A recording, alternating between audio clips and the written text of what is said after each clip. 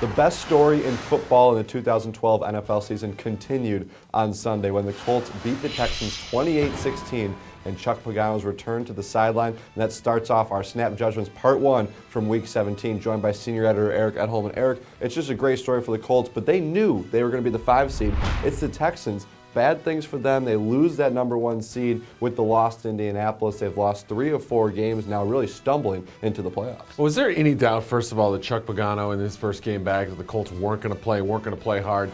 And was there any doubt that it was going to be a guy like Deji Kareem, bottom of the roster guy, helping turn this game around and vault this team to victory? They're 11-5. Think about where they were 1 year ago. Yes, we knew they were going to get Andrew Luck, but the rest of the roster was a huge question. For every Reggie Wayne, there were 5 guys we didn't know about. Just an amazing story. All of a sudden, they're not so, people kind of looked at them and said, number 5 seed, that's their victory, just getting in the playoffs.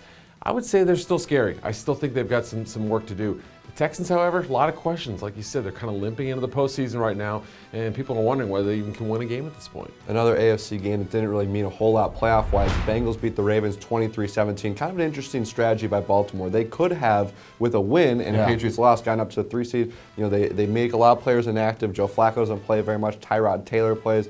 Bengals kept their starters in for the most part, and they win that game. So the Ravens clearly very comfortable hosting the Colts in the first round of the playoffs. Yeah, it looks like they, John Harbaugh's comment after the game, he said if we had more to play for, we probably would have played those guys more. Obviously had a lot of injuries across the board. Haloti Ngata is a guy who probably deserved a week off with playing through injuries the way he has. So, it's the way it is, and I think that, they may have done things a little differently in hindsight, but that's where they're at. They think this is the Colts team they match up with well, so we'll see. It's going to be a fascinating battle, and the Bengals, they kept the A.J. Green and Dalton until halftime, so they wanted to get something out of this game, and it looks like they did in the victory. In the NFC, the New York Giants needed a win and a lot of help. They got the win in a big way, 42-7 of the Eagles, but that didn't last very long in terms of their hope for the playoffs. So Giants stay at home. Eagles 4-12, worst season in a long time for them in Andy Reid's season finale. And it just didn't look like Philadelphia came to play. You'd think that with Michael Vick out there, I believe you actually tweeted before the game. I did. You thought they were going to come out and play a lot harder, and they actually did. Yeah, well, that defense is terrible. There's no other way to say it. They are awful on that side of the ball. And there was really nothing they could do. After the onside kick to start the game, they recover it, they come down and turn the ball over. That's pretty much, that was it right there. You could close them out after that. So, it's a team that needs a lot of changes in the offseason. A lot of people talk about the young defensive talent. If they're giving up 42 points at the season finale where they can build on something towards next year, it doesn't speak volumes as to what they've got. So I think the new coach, whoever it is, obviously has a lot of work to do. The front office has to do their work too. And the Giants, it looks like they're going to be, spending another season sort of questioning what direction the team has to go in.